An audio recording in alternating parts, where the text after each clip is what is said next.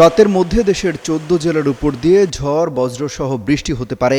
ঝড়ের বেগ সর্বোচ্চ ৬০ কিলোমিটার হতে পারে।